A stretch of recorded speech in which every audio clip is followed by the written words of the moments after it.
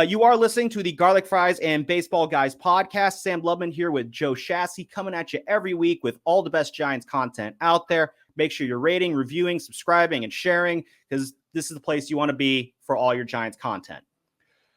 Shasky, want to try and have a little fun here in this last segment. We're a couple 12 games now into this season, and I find myself really just kind of up and down with some of these Giants games. You know, one day they're putting up 12 runs on the White Sox, and you're thinking, woohoo, we're never going to lose again. And then the next day they're getting shut down by the White Sox, and you're wondering if this team even knows how to play baseball. It's been such an emotional roller coaster to start this season off. It's almost like you don't really know how to kind of comport yourself as a Giants fan in terms of how to deal with Giants baseball. So I figured you and I, as seasoned Giants fans, we got over 40 plus years of combined Giants watching experience. Try 50. 50 years, something like that. I want to get into some do's and don'ts. Okay. For the 2023 San Francisco Giants. So I'll start off with this first one here, and that is a do. Do expect an even distribution of power throughout this lineup. Don't expect that power to carry the team.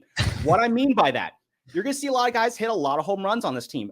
Mitch Haniger is going to come back. He's going to hit a lot of home runs. Michael Conforto, he's showing a lot of power. David Villar, he's showing a lot of power early. Yastrzemski, he can get the last couple years while the hitting, the contact hitting hasn't been there. The power still has. There's a lot of guys here who could hit a lot of dingers in this lineup. But it's going to come and go. There's going to be days where they're hitting 5-6 home runs in a game. And then there's going to be days where it's just like, are we ever going to hit a home run ever again? Shasky, it's almost at a point where the Giants are almost too reliant on home runs. And this is something that kind of worries me. Over 60% of their runs this year, again, it's early, 60% of the runs have come off the long ball. That is just not sustainable. The league average this year, about 40% of runs are coming off the home run. This is 2 years removed from 2021, where literally 50% of their runs were scored on a home run. You look back throughout their time at Oracle Park, never once did the Giants cross the 43% threshold during that time. The Giants got way too reliant on the home run. And then last year, you kind of saw it. The home runs, they took a step back. There wasn't as much power there. And so there was a gap in the offense the Giants were not able to really kind of fill. And I think that's part of why you saw a team go from 107 wins down to 81. So as fun as it will be to see all these guys hit home runs, I still don't think you're going to see a 30 home run guy. And you're going to see a lot of these home runs. How many of them are actually going to be useful? I mean, if you're winning a game 6-7-0, and then you add another 3-4 home runs on top of that, that's cool. But what's that do? If we're already blowing out the other team, you add another couple home runs onto it. That's awesome. But the home runs, they will not carry the team. They're going to be fun. Definitely enjoy them. But the Giants need to find other ways to score beyond home runs. I totally agree, but they have no speed. I mean, it's feast or famine. They've built a team with a bunch of guys who they may get an occasional walk, but they're going to strike out like crazy and hit jacks. And to your point, I do think all year it's going to be feast or famine. So one day we're going to be thrilled. The next day we're going to be ready to pull our hair out. To me, the lack of situational hitting is already driving me crazy. Runners on second and third, less than 2 outs, and strikeout. It's driving me nuts. Oh, don't even get me started on the bases loaded. I remember last year when they went 30 straight plate appearances without a hit with the bases loaded. It seemed like I was almost impressed. Like, I feel like that's really hard to do. And then this year you're seeing again, Shasky, the Giants already lead the major leagues in plate appearances with the bases loaded.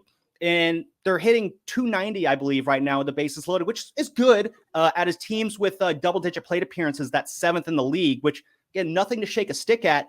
But there's so many times where you have the bases loaded, and then it's 3 strikeouts in a row. And that's so demoralizing. If there's one guy that I could pinpoint that I think will bat around or above 300, I think it's Estrada.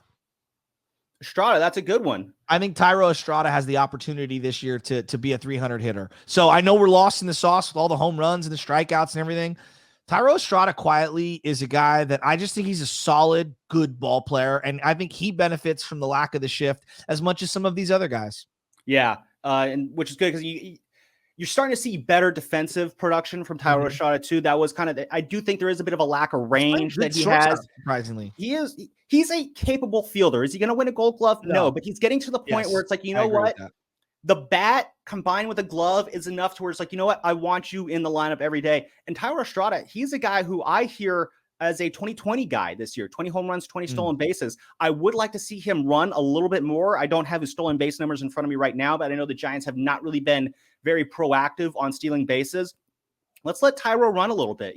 Do let Tyro run. Don't be upset about his lack of defensive range. One more I got for you. Okay, one more. Michael Conforto. Do have high hopes for him. He's looked great to start the season. He's hopefully going to stay healthy. I think he got a little banged up in the Dodgers series, but I haven't heard anything in terms of kind of an IL stint. Again, knock on wood there. Don't get too attached to him, though, because if he does have the year that he is kind of having early on, he's not going to be back in 2024. And that kind of goes into one of my frustrations that I had in the offseason when I'm watching this current iteration of the Giants roster be built. I'm very excited about this team, but there's no long-term juice here. As excited as I am about Michael Conforto, he's basically the hitting version of Carlos Rodon. Yeah, or Gausman, who, boy, it'd be nice to have Gausman's having another strong start to the season in Toronto. I really like Conforto, though. Like, he's a solid ball player. He puts the ball in play. He's got power, pretty solid defensively out there. I really like him. He would have been a guy that I think would have been so much better during the dynasty years. Could you imagine him hitting 2nd or 7th on some of those Giants teams back in the day? Oh, yeah. I feel like he would kind of have a similar role, almost like what Angel Pagan had on some of those dynasty teams. Yes, like, different player, but I there. Maybe not as fast as Pagan, but definitely a similar role there. Yeah, no, I agree with you. And I'm just excited. I know we get Detroit, so we get another matchup of a team that they beat in the World Series a decade ago. And I don't know, man. It's not the end of the world. This Giants season is not, totally ruined my hopes on where they're at. There are some positives. Again, the David VR, Conforto looks good. Yastrzemski has swung a hot bat. I'm seeing Elliot Ramos, and I feel like he's had much better at bats this year than last year, even though it's a small sample size. And then Joey Bart, let's just see if Joey Bart can play. If he can't, then so be it. Let's just see it. Give him the full opportunity. Yeah. So really quick, let's take a look at this series the Giants do have coming up. They are in Detroit again, where Detroit, they're off to a pretty rough start. The Giants and Tigers, they've almost been kind of linked together since that 2012 World Series. They both kind of had bouts of success after that World Series. And then in 2027, they were finishing 1-2 at the top of the MLB draft. And they've both kind of struggled to really get back on track since then. The Tigers, they got a couple guys worth keeping an eye on. Spencer Torkelson, the local kid, he's looking all right now. Riley Green, he was drafted a couple spots ahead of Hunter Bishop in that 2019 draft. He's shown a lot of promise. Other than that, though, Scott Harris, who, as we remember, he left the Giants to go run the Tigers. He's got himself a bit of a hole, really, to dig himself out of with this Tigers team. It's been really tough. The Tigers, they got to a slow start. They did beat the Blue Jays yesterday. They were able to salvage a game there, but who had their way with the Tigers this week was Brandon Belt. I don't know if you saw any of those Tigers Blue Jays games. No. Belt had 6 hits in those 3 games. He had a 4-hit game, I think, on Tuesday night. Do you miss him?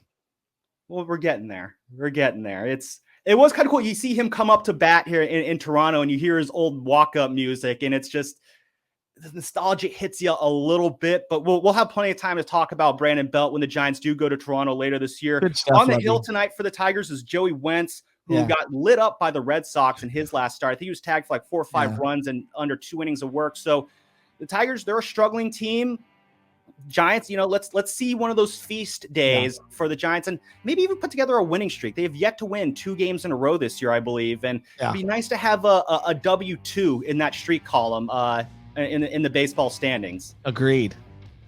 So anyway, Shasta, before we wrap here, you got any final thoughts before we get out of here? I'm exhausted from the week that it was. We have been running marathons on the morning roast this week. So I know. Anyway, Giants taking on the Tigers. My laptop right now, face first. Oh, jeez, yeah. My laptop's screaming at me from all the work it's been doing. So Giants are in Detroit this weekend. We'll have our eye on that, as well as our eye on the Warriors and Kings on Saturday night. Sam Loveman here with Joe Shasky. This is the Garlic Fries and Baseball Guys podcast. We will see you on the next one.